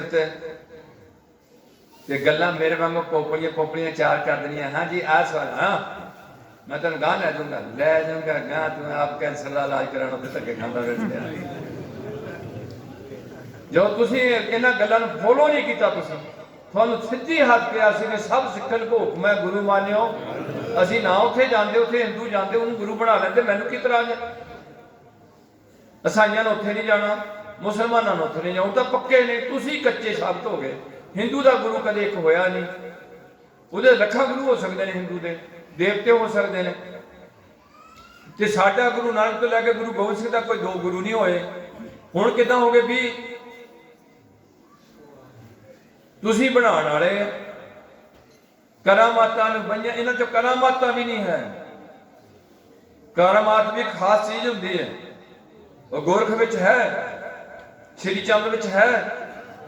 ਉਹ ਸਾਡਾ ਗੁਰੂ ਨਹੀਂ ਹੈ ਗੋਰਖ, ਕਰਾਮਾਤੀ ਆ। ਰਾਮ ਰਾਏ ਵਿੱਚ ਹੈ ਕਰਾਮਾਤਾਂ, ਪਰ ਸਾਡਾ ਗੁਰੂ ਨਹੀਂ ਰਾਮ ਰਾਏ। ਅਸੀਂ ਕਰਾਮਾਤਾਂ ਦੇ ਪੁਜਾਰੀ ਨਹੀਂ ਹੈ, ਅਸੀਂ ਪ੍ਰਮਾਤਮਾ ਦੇ ਪੁਜਾਰੀ ਹਾਂ। ਇੱਕ ਜਿਹੜੀ ਕਰਾਮਾਤਾਂ ਚੀਜ਼ਾਂ, ਇਹ ਤਾਂ ਇੱਕ ਜਾਦੂਗਰੀ ਗੱਲ ਹੈ। ਇਸ ਕਰਕੇ ਜੇ ਤੱਕ ਤੁਸੀਂ ਲੋਕ ਜਾਗੋਗੇ ਨਾ ਪਿੰਡਾਂ ਦੇ, ਉਹਨਾਂ 'ਚ ਤੁਹਾਡਾ ਮਸਲਾ ਠੀਕ ਨਹੀਂ ਹੋਣਾ। ਜਿਹਨੂੰ ਮਰਜ਼ੀ ਗੁਰੂ ਬਣਾ ਲਓ, ਜਿੱਥੇ ਮਰਜ਼ੀ ਬਾਬੇ ਕੋਲ ਚਲੇ ਜਾਓ, ਜੋ ਪਿੰਡ ਖਰਾਬ ਹੈ ਤੇ ਕਦੇ ਵੀ ਚੈਨ ਨਹੀਂ ਆ ਸਕਦਾ। ਆਖਰੀ ਮੈਂ ਬੇਨਤੀ ਕਰੂੰਗਾ ਕਿ ਹੁਣ ਤੁਹਾਨੂੰ ਇਹ ਕਰਨਾ ਪੈਣਾ ਹੈ, ਮੇਰਾ ਪਿੰਡ ਮੇਰਾ ਘਰ ਬਣਾਓ। ਵੋਟ ਜਿਹਨੂੰ ਮਰਜ਼ੀ ਪਾਓ, ਜਿਹਨੂੰ ਨਾ ਮਰਜ਼ੀ ਪਾਓ, ਆਪੋ 'ਚ ਹੀ ਪਾਟਣ ਦਾ ਯਤਨ ਨਾ ਕਰੋ, ਇਕੱਠੇ ਹੋਣ ਦਾ ਯਤਨ ਕਰੋ। ਤੁਸੀਂ ਕਹਿੰਦੇ ਬਹੁਤ, ਤੁਸੀਂ ਕਹਿੰਦੇ ਨਾਨਕ ਨਾਮ ਚੜ੍ਹਦੀ ਕਲਾ। ਅੱਜ ਤੱਕ ਕਿਸੇ ਕੌਮ ਨੇ, 7 ਕੌਮਾਂ ਚੋਂ ਕਿਸੇ ਕੌਮ ਨੇ ਸਰਬੱਤ ਦੇ ਭਲੇ ਦੀ ਗੱਲ ਨਹੀਂ ਕੀਤੀ, ਆਪਣੀ ਕੌਮ ਦੇ ਭਲੇ ਦੀ ਗੱਲ ਕੀਤੀ ਹੈ।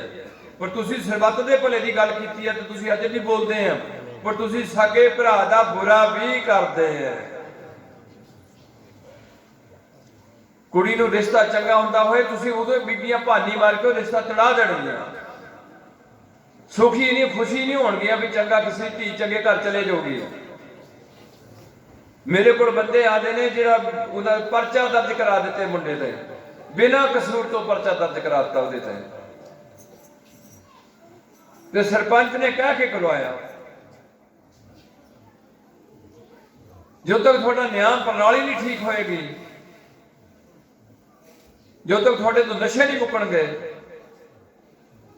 ਜਦੋਂ ਤੁਹਾਡੀ ਆਪਸ ਵਿੱਚ ਵਿਰੋਧਤਾ ਨਹੀਂ ਦੂਰ ਹੋਊਗੀ, ਜਦੋਂ ਤੱਕ ਤੁਹਾਡੇ ਰਹਿਤ ਮਰਿਆਦਾ ਤੁਹਾਡੇ ਤੇ ਲਾਗੂ ਨਾ ਕਰੋਗੇ ਇਹਨੂੰ,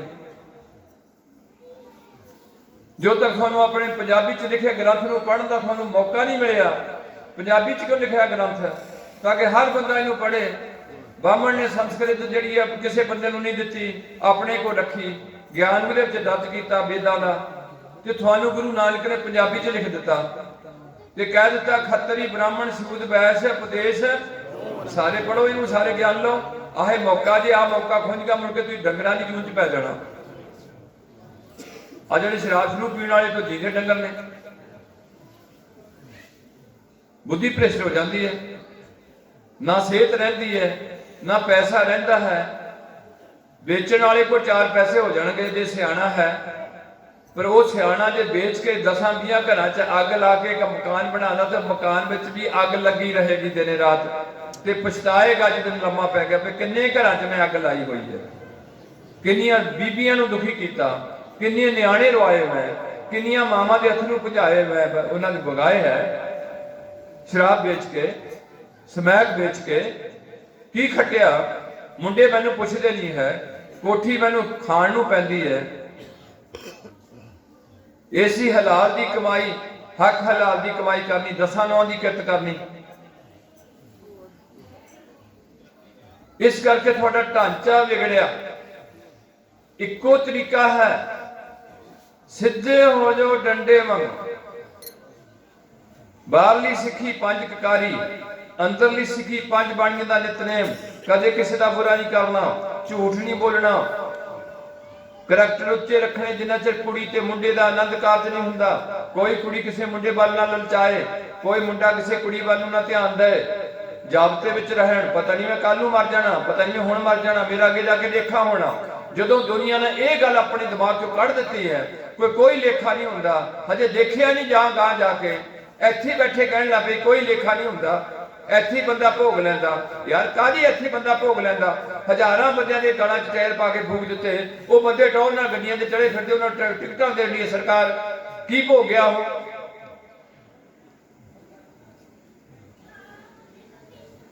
ਇੱਥੇ ਭੋਗ ਜਾਂਦਾ। ਇੱਕ ਬੰਦਾ ਸਵੇਰ ਤੋਂ ਲੈ ਕੇ ਸ਼ਾਮ ਤੱਕ ਵਿਚਾਰਾ ਧੱਕੇ ਖਾਈ ਜਾਂਦਾ, ਕੋਈ ਮਾੜਾ ਕੰਮ ਨਹੀਂ ਕੀਤਾ ਉਹਨੇ ਇਸ ਧਰਮ 'ਚ। ਅੱਖਾਂ ਤੋਂ ਅੰਨਾ ਹੋਇਆ ਵਾ, ਲੱਤਾਂ ਹੈ ਨਹੀਂ, ਕੀ ਮਾੜਾ ਕੰਮ ਕਰੂਗਾ ਜਿਹਦੀਆਂ ਲੱਤਾਂ ਹੈ ਨਹੀਂ ਤੇ ਅੱਖਾਂ ਹੈ ਨਹੀਂ? ਕਿਉਂ ਹੋਇਆ ਵਾ ਏਦਾਂ? ਕਿਹੜਾ ਕੰਮ ਕਰਕੇ ਆਇਆ ਹੋਇਆ ਦੇ? ਸੋ ਇਹ ਫਿਲਾਸਫੀ ਸੀ। ਇਸਲਾਮ ਮੰਨਦਾ ਵੀ ਅੱਗੇ ਦੋਜ਼ਖ ਦੇ ਬਿਸ਼ਤ ਨੇ, ईसाई ਮੰਨਦਾ, ਉਹ ਲਿਖ ਦਿੱਤਾ ਉਹਨਾਂ ਆਪਣੇ ਰੁੱਖਾਂ ਦੇ ਉੱਤੇ ਕਿ ਪਾਪਾਂ ਦਾ ਫੈਸਲਾ ਪ੍ਰਭੂ ਦੀ ਦਰਗਾਹ 'ਚ ਹੋਏਗਾ। ਤੁਹਾਨੂੰ ਨਾਨਕ ਜੀ ਨੇ ਲਿਖਿਆ ਕਿ ਪੁੰਨੀ ਪਾਪੀ ਆਖਣ ਨਾ ਹੈ, ਕਰ ਕਰ ਕਰਨਾ ਲਿਖ ਲੈ ਜਾਓ, ਆਪੇ ਬੀਜ ਆਪੇ ਖਾਓ। ਫਿਰ ਤੁਸੀਂ ਲੋਕਾਂ ਵੱਲ ਦੇਖ ਕੇ ਸਾਰੇ ਪੁੱਠੇ ਕੰਮ ਕਰੀ ਜਾਂਦੇ। ਇਹ ਕਲਯੁਗ ਨਾਲ ਮੱਤ ਮਾਰੀ ਹੋਈ ਹੈ।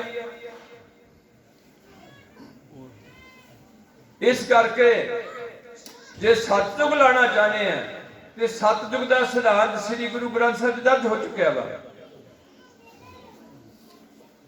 ਜਿਹਦੇ ਅੰਦਰ ਹੀ ਦੀ ਸਾਰੀ ਸੋਚ ਆ ਜਾਏਗੀ, ਉਹਦੇ ਵਾਸਤੇ ਕਿਹੜਾ ਯੁੱਗ ਆ ਜਾਏਗਾ? ਸਤਿਯੁਗ ਆ ਜਾਏਗਾ।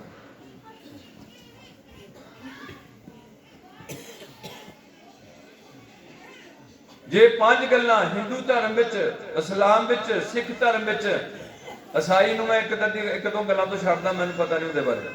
ਇਹ ਜਿਹੜੇ ਤਿੰਨ ਧਰਮ ਨੇ ਜਿਹੜੇ ਸਾਡੇ ਪੰਜਾਬ 'ਚ ਮੇਨ ਨੇ। ਭਾਰਤ ਵਿੱਚ 17% ਆਬਾਦੀ ਮੁਸਲਮਾਨਾਂ ਦੀ ਹੈ, 3% ਆਬਾਦੀ ਈਸਾਈਆਂ ਦੀ ਹੈ, ਤੇ ਤੁਹਾਡੀ 1.5% ਆਬਾਦੀ ਸਿੱਖਾਂ ਦੀ। ਥੋੜੇ ਜਿਹੇ ਬੋਧੀ ਨੇ, ਥੋੜੇ ਜੈਨੀ ਨੇ, ਥੋੜੇ ਯਹੂਦੀ ਨੇ, ਥੋੜੇ ਪਾਰਸੀ ਨੇ, ਬਾਕੀ ਹਿੰਦੂ ਨੇ। ਹਿੰਦੂਆਂ ਨੂੰ ਹੁਣ ਜਿੰਨੇ ਸ਼ੂਦਰ ਸਨ, ਇਨੀ ਸਾਰਿਆਂ ਨਾਲ ਸਿੱਖਾਂ ਨਾਲ ਰਲਣਾ ਸੀ, ਕਿਉਂਕਿ ਗੁਰੂ ਪਾਤਸ਼ਾਹ ਨੇ ਜਾਤਾਂ ਮਕਾ ਕੇ ਇਹਨਾਂ ਨੂੰ ਹਿੱਕ ਨਾਲ ਲਾ ਕੇ ਕਿਹਾ, ਅੰਗਰੇਟੇ ਗੁਰੂ ਕੇ ਬੇਟੇ। ਇਹ ਤੁਸੀਂ ਰਾਜਨੀਤੀ ਤੇ ਤੁਹਾਡਾ ਜੱਟਾਂ 'ਚ ਆਕੜ ਬੜੀ ਹੈ ਵੀ ਅਸੀਂ ਸਿੱਖ ਹੁੰਨੇ ਆ, ਤੇ ਤੁਹਾਨੂੰ ਸਿੱਖੀ ਦਾ ਕੱਖ ਨਹੀਂ ਪਤਾ ਲੱਗਿਆ।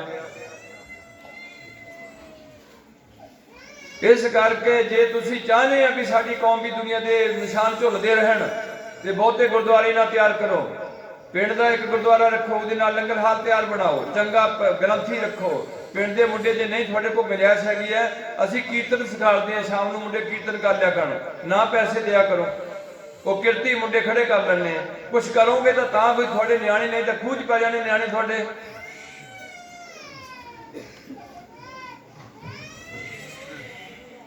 ਆ ਜੰਮਦੀਆਂ ਪਹਿਲਾਂ ਤਾਂ ਮਸ਼ੀਨਾਂ ਲੱਗਦੇ ਨੇ, ਸਾਰੇ ਟੀਕੇ ਲਵਾ ਕੇ ਜੰਮਣ ਦੇ ਨੇ ਨਿਆਣੇ। ਬੁਰੀ ਹਾਲਤ, ਮੰਗ ਕੇ ਦਿਹਾੜੇ ਹੋ ਗਏ। ਦਵਾਈਆਂ ਲੱਗੀਆਂ ਨੇ, ਢੇਰ ਦਵਾਈਆਂ ਨਿਆਣਿਆਂ ਨੂੰ ਦੇਣੀਆਂ ਪੈਣੀਆਂ ਨੇ। ਅੱਜ ਤੋਂ 60 ਸਾਲ ਪਹਿਲਾਂ ਅਸੀਂ ਕਦੇ ਕੋਈ ਦਵਾਈ ਖਾਧੀ ਨਹੀਂ ਸੀ, ਕੋਈ ਗੋਲੀ ਨਹੀਂ ਸੀ ਹੁੰਦੀ, ਕੋਈ ਟੀਕਾ ਨਹੀਂ ਸੀ ਹੁੰਦਾ। ਤੁਹਾਡੀ ਹਾਲਤ ਦਿਨ ਪ੍ਰਤੀ ਦਿਨ ਮਾੜੀ ਹੁੰਦੀ ਜਾ ਰਹੀ ਹੈ। ਤੁਸੀਂ ਇੱਧਰ ਉੱਧਰ ਦੇਖਦੇ ਨਹੀਂ, ਆਪਣੇ ਟੀਵੀਆਂ 'ਚ ਲੱਗੇ ਐ। ਮੁੰਡਿਆਂ ਦੀ ਰੁਜ਼ਗਾਰ ਬੰਦ ਹੋ ਰਿਹਾ। ਅਗਲੀ ਬੇਨਤੀ ਹੈ ਕਿ ਅੱਜ ਸਾਨੂੰ ਇਹਨਾਂ ਗੱਲਾਂ ਨੂੰ ਸਮਝਣ ਦੀ ਲੋੜ ਹੈ। ਅੱਛੇ ਤਰੀਕੇ ਨਾਲ ਆਪਣੇ ਧਰਮ ਨੂੰ ਫੋਲੋ ਕਰੋ। ਜਿਹੜਾ ਬੰਦਾ ਧਰਮ 'ਚ ਨਹੀਂ ਚੱਲਣਾ ਚਾਹੁੰਦਾ, ਉਹਦੇ ਨਾਲ ਸਮਾਜਿਕ ਬਾਈਕਾਟ ਕਰਨਾ ਪਏਗਾ। ਰਹਿਤ ਮਰਿਆਦਾ ਤੋਂ ਹਰ ਬੰਦਾ ਜਾਣੂ ਹੋ। ਕਿਸੇ ਵੀ ਡੇਰੇ ਨਾਲ ਕੋਈ ਸੰਬੰਧ ਨਾ ਰੱਖੋ। ਆਪਣੇ ਗੁਰਦੁਆਰੇ ਦੇ ਸ੍ਰੀ ਗੁਰੂ ਗ੍ਰੰਥ ਸਾਹਿਬ ਤੋਂ ਗਿਆਨ ਲਓ ਤੇ ਇੱਥੇ ਫਤਿਹ ਬੁਲਾਓ। ਆਪੋ ਜੀ ਮਿਲਣ ਲੱਗਿਆ, ਕਿਸੇ ਦੇ ਗੋਡੀ ਹੱਥ ਨਾ ਲਾਓ। आगे आप सिंह जो पावे वाहिगुरु जी की सही प्यारे मेल जिना मिलिया तेरा। कोई ज्यादा वर्त नहीं रखना, रोज खाना घट खाना है, ज्यादा सोना नहीं गा है, सादा कपड़ा पाना, सादा खाना खाना, बहुते चस्के नहीं लाने। बाबा होर खाना खुशी खुआर, जिद खादे तल पीड़ी है, मन में चले बकार। ਬਾਬਾ ਹੋਰ ਪਹਿਲਣ ਖੁਸ਼ੀ ਖੁਆਰ ਝੜਕੀਲੇ ਭੜਕੀਲੇ ਕੱਪੜੇ ਪਾ ਕੇ ਦੂਜੇ ਬੰਦਿਆਂ ਨੂੰ ਆਪਣੇ ਵੱਲ ਅਟਰੈਕਟ ਕਰਨਾ, ਆਪਣੇ ਘਰ ਵਾਲੇ ਨਾਲ ਤਸੱਲੀ ਨਹੀਂ ਹੈ।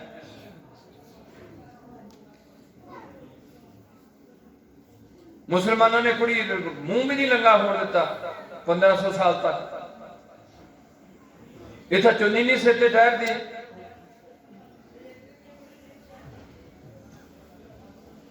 ਕੱਪੜੇ ਪਾਉਣ ਦਾ ਮਤਲਬ ਸਰੀਰ ਢਕਣਾ, ਸਰਦੀਆਂ 'ਚ ਕੱਪੜਾ ਭਾਰਾ ਰੱਖਣਾ ਤੇ ਗਰਮੀਆਂ 'ਚ ਕੱਪੜਾ ਹਲਕਾ ਰੱਖਣਾ, ਸਰੀਰ ਵੱਧ ਤੋਂ ਵੱਧ ਢਕਣਾ।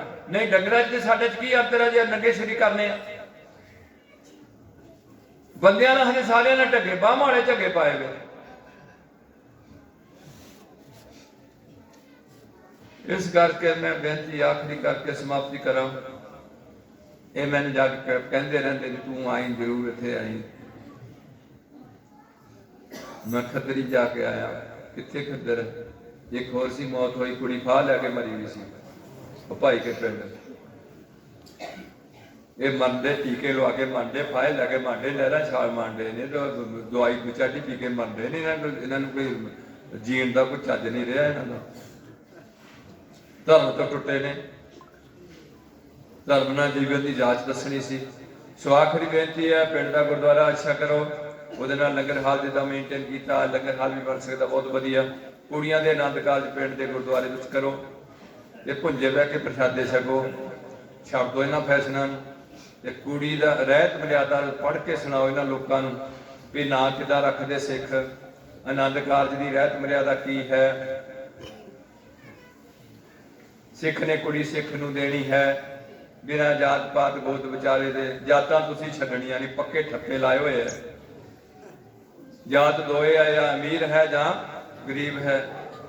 ਇਹ ਜਾਤਾਂ ਬਦਲ ਸਕਦੀਆਂ ਨੇ, ਪਰ ਜਿਹੜੇ ਸਨਾਤਨੀ ਜਾਤਾਂ ਦੇ ਠੱਪੇ ਲੱਗੇ ਇਹ ਬਦਲਨੇ ਔਖੇ ਹੋ ਗਏ। ਹੁਣ ਪਿਆਰੀ ਕੋਈ ਨਹੀਂ ਤਾਂ ਵੀ ਜੱਟ ਹੈ, ਤੇ ਚਮੜੇ ਦਾ ਕੰਮ ਨਹੀਂ ਕਰਦਾ ਤਾਂ ਵੀ ਚਮਿਆਰਾ। ਉਹ ਲੱਗਿਆ ਬਾਬਾ ਡਿਪਟੀ ਡਾਇਰੈਕਟਰ ਚਮਿਆਰਾ ਦਾ ਮੁੰਡਾ, ਫਿਰ ਵੀ ਉਹ ਚਮਿਆਰ, ਉਹਦੇ ਛੱਪਾ ਹੀ ਲਾਤਾ।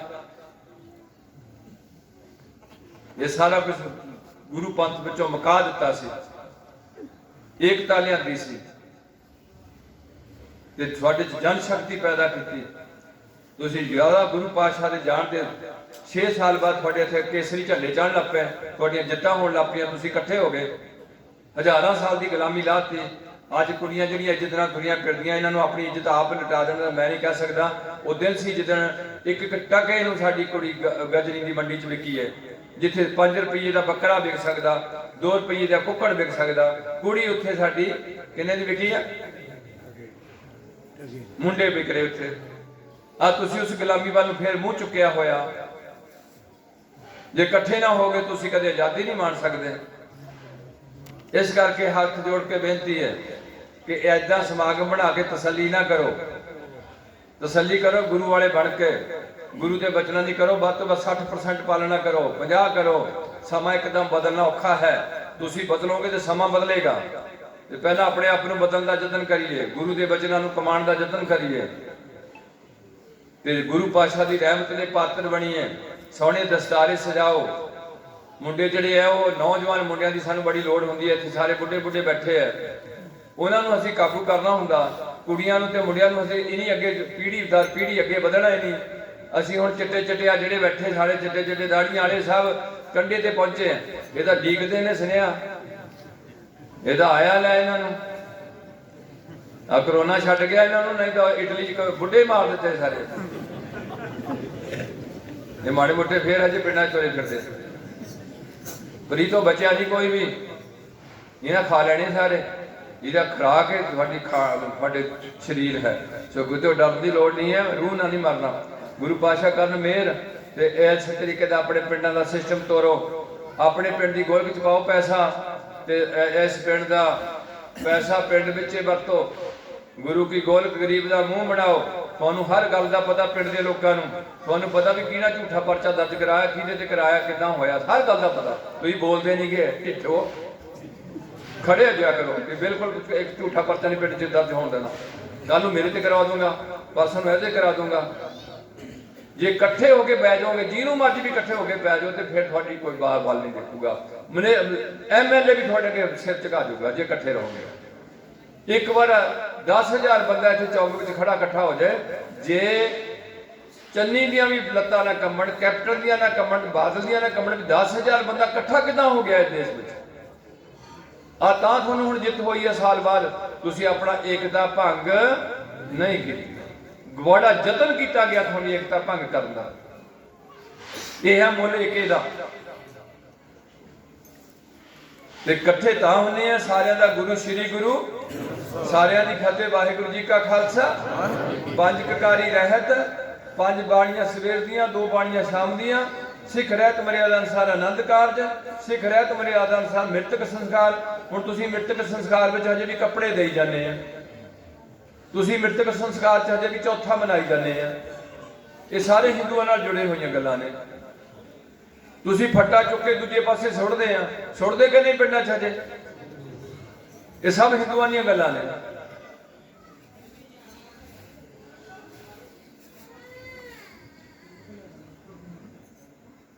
ਇਸ ਕਰਕੇ ਸਿੱਖ ਧਰਮ ਦੀ ਮਰਿਆਦਾ ਪੜੋ ਤੇ ਸਾਰੇ ਬੰਦੇ ਉਹਦੇ ਇਕੱਠੇ ਹੋ ਕੇ ਤੁਰੋ ਤੇ ਗੁਰੂ ਦੀ ਖੁਸ਼ੀ ਮਿਲੇਗੀ।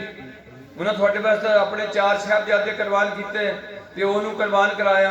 ਹਿੰਦੂਆਂ ਨੇ ਨਹੀਂ ਕਦਰ ਕੀਤੀ, ਉਹ ਵੀ ਹੁਣ ਬੋਲਣ ਲੱਗ ਪਏ ਮਾੜੇ ਮੋਟੇ, ਪਤਾ ਨਹੀਂ ਕਿਸ ਕਰਕੇ ਬੋਲੇ ਆ, ਥੋੜੇ ਬੋਲੇ ਹੈ ਤੇ ਗੁਰੂ ਤੇਗ ਬਹਾਦਰ ਦੀ ਫੋਟੋ ਸਾਰੇ ਮੰਦਿਰਾਂ 'ਚ ਲੱਗਣੀ ਚਾਹੀਦੀ। ਹਜੇ ਅਸੀਂ ਫੋਟੋ ਦੇ ਪੁਜਾਰੀ ਨਹੀਂ ਹੈ। 1-2 ਬੰਦਿਆਂ ਨਾਲ ਗੱਲ ਕੀਤੀ, ਇੱਕ ਬੰਦਾ ਹੋਰ ਬੋਲਦਾ, ਜਾਂ ਤਾਂ ਉਹ ਜਵਾਹਰ ਲਾਲ ਦੇ ਉਲਟ ਹੋ ਕੇ ਬੋਲਦਾ, ਉਹਦੇ ਤਾਂ ਉਹਨੂੰ ਤੰਜ ਕੱਸਦਾ।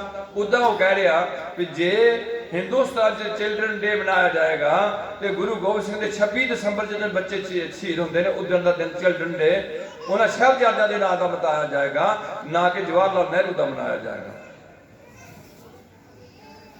ਤੁਸੀਂ ਅੱਜ ਤੱਕ ਆਪਣਾ ਇਤਿਹਾਸ ਉਹਨਾਂ ਲੋਕਾਂ ਤੋਂ ਕੋਈ ਦੱਸ ਨਹੀਂ ਸਕੇ ਵੀ ਸਿੱਖ ਹੁੰਦੇ ਕੌਣ ਹੈ। ਤੁਹਾਡੇ ਆਗੂਆਂ ਨੇ ਉਹਨਾਂ ਦੇ ਨਾਲ ਰਲ ਮਿਲੀ ਭੁਗਤ ਨਾਲ ਉਹ ਕਿਤਾਬਾਂ ਛਾਪ ਦਿੱਤੀਆਂ ਜਿਹੜੀ ਸਾਡੀ ਧਰਮ ਦਾ ਨਾਸ਼ ਕਰਦੀਆਂ ਜਾਂਦੀਆਂ ਨੇ। ਸਾਡੇ ਸਿਲੇਬਸ ਵਿੱਚੋਂ ਸਾਡੇ ਧਰਮ ਨੂੰ ਬਦਲ ਦਿੱਤਾ ਜਾ ਰਿਹਾ। ਤੁਸੀਂ ਚੁੱਪ ਕਰਕੇ ਸ਼ਰਾਬ ਪੀਂਦੇ ਆ, ਸਾਡੇ ਦਿਮਾਗ ਫਿਰ ਗਏ ਆ ਵੀ ਕੀ ਹੋਣ ਡਿਆ ਹੈ। ਤੇ ਤਗੜੇ ਹੋਗੇ ਤੁਸੀਂ ਸਾਰੇ ਕੰਮ ਕਰ ਸਕਦੇ, ਐਡੀ ਕੋਈ ਗੱਲ ਨਹੀਂ ਹੈ। ਮਰਨਾ ਤਾਂ ਹੈ, ਇੱਕ ਵਾਰ ਮਰਨਾ, ਤੇ ਗੁਰੂ ਦੇ ਲੇਖੇ ਲੱਗ ਜਾਈਏ ਤੇ ਇਹਦੇ ਨਾਲ ਦੀ ਹੋਰ ਕੋਈ ਰੀਸ ਨਹੀਂ। ਜੇ ਕੈਂਸਰ ਹੋ ਕੇ ਮਰੇ, 20 ਸਾਲ ਮੰਜੇ ਤੇ ਪਏ ਰਹੇ, ਕਦੇ ਇੱਥੇ ਟੀਕੇ ਲਵਾਇਆ, ਕਦੇ ਨਾਲੀ ਲਵਾਇਆ, ਫੇਰ ਬਚ ਜਾਓਗੇ। ਹੁਣ ਦੁਖੀ ਤਾਂ ਹੈ ਵੀ ਖਾਲਸਾ ਪੰਥ 'ਚ ਪਹਿਲਾਂ ਕਿਹਾ ਜਾਂਦਾ, ਪਹਿਲਾਂ ਮਰਨ ਕਬੂਲ, ਜੀਵਨ ਕੀ ਛੱਡ ਆਸ। ਮੌਤ ਨੂੰ ਕਬੂਲ ਕਰ ਇਹਨੂੰ। ਮੌਤ ਤੈਨੂੰ ਮੈਂ ਪੱਕੀ ਦੱਸ ਦਿੰਦਾ ਵੀ ਮੌਤ ਤੇਰੀ ਨਹੀਂ ਮੈਂ ਹੋਣ ਦਊਂਗਾ, ਤੇ ਜਿਹੜੀ ਚੀਜ਼ ਤੇਰੀ ਨਹੀਂ ਹੈ ਉਹ ਮਰਨੀ ਮਰਨੀ ਹੈ। ਇਸ ਤਰੀਕੇ ਨਾਲ ਆਪਣਾ ਸਿਸਟਮ ਬਦਲੋ। ਮੈਨੂੰ ਕੋਈ ਹੱਦ ਨਹੀਂ, ਸਮਾਗਮ ਮਨਾਉਣਾ ਮਨਾਓ, ਪਰ ਗਰੀਬਾਂ ਦੀ ਜ਼ਰੂਰ ਮਦਦ ਕਰੋ। ਕੱਲ ਨੂੰ ਤੁਸੀਂ ਸੋਚੋ ਮੇਰੀ ਕੋਈ ਮਦਦ ਕਰੇ, ਅੱਜ ਤੁਸੀਂ ਕਿਸੇ ਦੀ ਕਰੋਗੇ ਤਾਂ ਪ੍ਰਮਾਤਮਾ ਤੁਹਾਡੀ ਜ਼ਰੂਰ ਮਦਦ ਕਰੇਗਾ। ਉਹਦਾ ਨਿਯਮ ਹੈ, ਐ ਕਰ ਕਰੇ ਸੋ ਐ ਕਰ ਪਾਏ। ਆਪੇ ਬੀਜ, ਜੇ ਤੁਸੀਂ ਕਹੋ ਵੀ ਮੈਂ ਸਾਰਿਆਂ ਦੇ ਉੱਪਰ ਹੋਵਾਂ, ਸਾਰੇ ਮੇਰੇ ਤੇ ਥੱਲੇ ਹੋਣਗੇ, ਤਾਂ ਤੁਸੀਂ ਥੱਲੇ ਲੱਗ ਜਾਓਗੇ। ਉੱਪਰ ਜਿਹਨੂੰ ਨਾ ਕਰਨਾ ਉਹਨੇ ਹੋਣਾ, ਜਿਹਨੂੰ ਉਹ ਕਰੂਗਾ ਉੱਪਰ ਉਹੀ ਉੱਪਰ ਹੋਏਗਾ। ਤੁਹਾਡੇ ਉੱਪਰ ਹੋਣ ਨਾਲ ਤੁਸੀਂ ਉੱਪਰ ਨਹੀਂ, ਪਰ ਖਿਆਲ ਚੜ੍ਹਦੀ ਕਲਾ ਦਾ ਬਣਾ ਕੇ ਰੱਖਣਾ ਵੀ ਮੈਂ ਆਹ ਵੀ ਕਰੂੰਗਾ, ਮੈਂ ਆਹ ਵੀ ਕਰੂੰਗਾ, ਗੁਰੂ ਦੇ ਭਰੋਸੇ ਨਾਲ ਕਰੂੰਗਾ, ਆਪਣੇ ਬਲ ਬੋਤੇ ਨਾਲ ਕੁਝ ਨਹੀਂ ਕਰੂੰਗਾ। ਸੋ ਇਹ ਸੀ ਕੁਝ ਬੇਨਤੀਆਂ, ਤੁਸੀਂ ਬੜੇ ਪਿਆਰ ਨਾਲ ਸੁਣੀਆਂ। ਹੁਣ ਕੀਰਤਨ ਵੀ ਸੁਣ ਲੈਣਾ, ਪ੍ਰੋਜੈਕਟ ਰਾਹੀਂ ਉਹਦਾ ਰਿਲੇ ਕਰਨਾ ਪੈਣਾ। ਮੇਰੀ ਥੋੜਾ ਜਿਹਾ ਬੋਲਦਿਆਂ ਚੱਲਦਿਆਂ ਮੇਰੇ ਕਿਸੇ ਭਰਾ ਨੂੰ ਇੱਕ ਸਾਡੇ ਵਿੱਚ ਬੋਲਦਾ ਰਹਿੰਦਾ, ਉਹਨੂੰ ਵੀ ਮੇਰੇ ਤੇ ਬੜੇ ਇਤਰਾਜ਼ ਨੇ, ਤੁਹਾਨੂੰ ਵੀ ਬਹੁਤ ਹੋਣੇ, ਕੁੜੀਆਂ ਨੂੰ ਹੋਣੇ, ਕਈਆਂ ਦਾੜੀ ਕੱਟਿਆਂ ਨੂੰ ਹੁੰਦਾ ਵੀ ਪੈਸੇ ਅਸੀਂ ਦਿੰਦੇ ਨਾਈ ਨੂੰ, ਇਹ ਆਪੇ ਦਾੜੀਆਂ ਤੇ ਜੋਰ ਲਾਈ ਜਾਂਦਾ। ਤੇ ਸ਼ਰਾਬੀਆਂ ਨੂੰ ਫਿਕਰ ਹੋਣਾ ਵੀ ਅਸੀਂ 150 ਰੁਪਈਆ 200 ਰੁਪਈਆ ਬੋਤਲ ਤੇ ਖਰਚਦੇ ਹਾਂ, ਇਹਦੇ ਕੋਈ ਕਦੇ ਮੰਗੇ ਨਹੀਂ ਗਏ। ਬੁੱਧੀ ਸਾਡੀ ਖਰਾਬ ਹੋਈ ਹੁੰਦੀ ਹੈ, ਇਹ ਸਾਡੀ ਦੁਆਲੇ ਹੋਇਆ ਰਹਿੰਦਾ, ਨਾ ਪੈਸੇ ਦਿੰਦਾ ਨਾ ਲੈਣਾ ਦੇਣਾ। ਜੇ ਕਿਸੇ ਨੂੰ ਇਹ ਗੱਲਾਂ ਦਾ ਦੁੱਖ ਲੱਗਿਆ, ਕੁੜੀਆਂ ਨੂੰ ਲੱਗਿਆ, ਮੁੰਡਿਆਂ ਨੂੰ ਲੱਗਿਆ, ਬੁੱਢਿਆਂ ਨੂੰ ਲੱਗਿਆ, ਦਾੜੀ ਵੱਡਿਆਂ ਨੂੰ ਲੱਗਿਆ, ਟੋਡਿਆਂ ਨੂੰ ਲੱਗਿਆ, ਢਿੱਡਾਂ ਨੂੰ, ਤੇ ਮੈਂ 2 ਹੱਥ ਜੋੜ ਕੇ ਮਾਫੀ ਮਾਰੂੰਗਾ ਗੁਰੂ ਕੇ ਦਰਬਾਰ ਵਿੱਚ। ਤੇ ਮੈਂ ਤੁਹਾਡੇ ਤੇ ਆਸ ਰੱਖਦਾ, ਤੁਸੀਂ ਬੜੇ ਅੱਛੇ ਲੋਕ ਹੋ, ਮੇਰੇ ਨਾਲ ਬਹੁਤ ਚੰਗੇ ਹੋ, ਮੈਨੂੰ ਗਰੀਬ ਨੂੰ ਮਾਫ ਕਰ ਦੋਗੇ। ਜੇ ਤੁਸੀਂ ਕੋਈ ਮੇਰੀ ਗਲਤੀ ਮਾਫ ਕਰੋਗੇ, ਗੁਰੂ ਨਾਨਕ ਪਾਤਸ਼ਾਹ ਤੁਹਾਡੀ ਕੋਈ ਗਲਤੀ ਮਾਫ ਕਰ ਦੇਗਾ।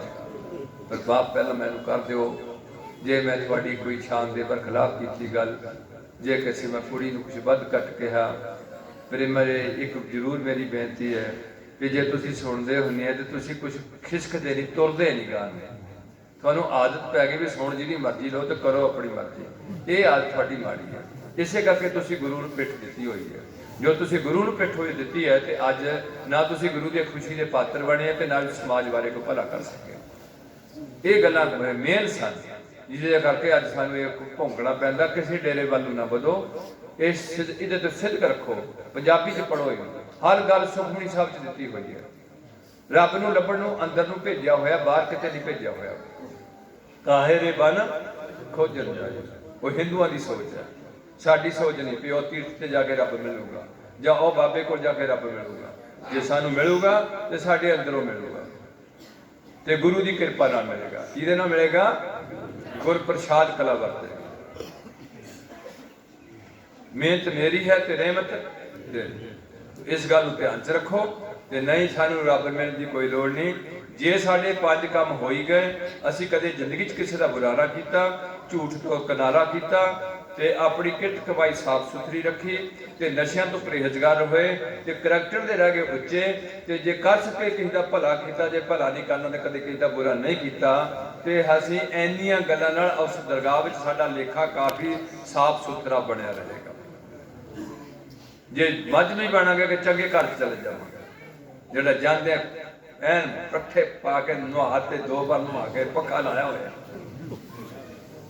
जे बंदे ही बनना है, बंदे की जून जाना, फिर सानू गुरु के वचन मनने पैने आ। फिर जी कमी पेशी हो गई गुरु फिर एक बार भेज के कढ़ दिंदे हुंदे ते उदां वो बख्शणहार ने बख्श दिंदे ने। बड़ा विशाल हिरदा गुरु का हुंदा।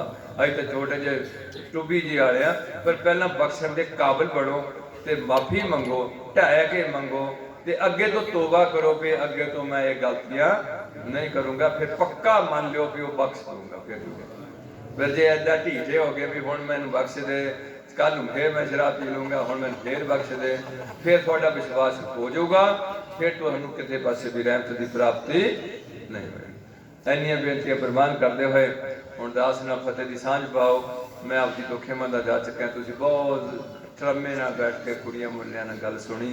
मैनूं पता तुहानूं कीर्तन च घट समझ आनी। ये कीर्तन है सी नरोल जिहड़ा अखंड कीर्तनी रस्ते नाल जुड़िया होया। थानू चिमटे वाले बाबे भी चंगे लगते हो, थानू नाले इदां कहानियां सुणाते हैं, नाले वो धारना लाते हैं थोड़ी मतलब दियां भी संत नहीं मरते सब दुनिया मरदी जी।